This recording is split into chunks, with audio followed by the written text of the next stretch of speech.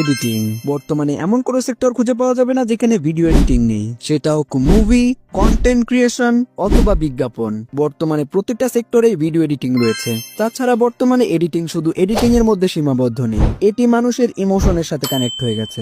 একজন এডিটর চাইলে একটা সাধারণ ভয়েসকেও এমন ভাবে রিপ্রেজেন্ট করতে পারে যেটা দর্শককে কাঁদাতে পারে, আবার সেই ক্লিপটাকে এমন ভাবে এডিট করতে পারে যেটা আবার দর্শককে হাসাতেও পারে। কিন্তু এই 2025 সালে এসেও অনেকে ভাবে এডিটিং মানে শুধু ক্লিপ অ্যাড করা আর ক্লিপ কাট করা, কিন্তু বর্তমানে এডিটিং যে কোন পর্যায়ে চলে গেছে সেটা আপনার ধারণারও বাইরে। তাছাড়া অনেকেরই ধারণা মোবাইল দিয়ে অ্যাডভান্স ভিডিও এডিটিং করা পসিবল না। এমনকি অনেকেই আছে যারা এডিটিং পারে ঠিকই, কিন্তু কোন জায়গায় কোন ক্লিপ ব্যবহার করতে হয় সেটা জানে না। এর কারণ হলো তারা এডিটিং এর সাইকোলজি বুঝে না, অর্থাৎ কোন জায়গায় কোন ক্লিপ ব্যবহার করবে, ওটাকে কিভাবে কাট করবে এবং ওই ক্লিপগুলো কোথা থেকে জোগাড় করবে কিছুই বুঝে না। তবে চিন্তার কোনো কারণ নেই, হয়তোবা এই টপিকের উপরে ইউটিউবে এটাই সর্বপ্রথম ভিডিও যেখানে মোবাইল এডিটিং রিলেটেড সকল তথ্য ফাঁস করা হবে। আমি আপনাকে গ্যারান্টি দিয়ে বলতে পারি এই ভিডিওটা দেখার পর মোবাইল এডিটিং সম্পর্কে আপনার ধারণাই পাল্টে যাবে। কারণ আজকে আমরা এডিটিং সাইকোলজি থেকে শুরু করে basic editing, material collect, A to Z সবকিছু শিখবো। ফুল ভিডিওটি পেয়ে যাবেন আমাদের ইউটিউব চ্যানেলে।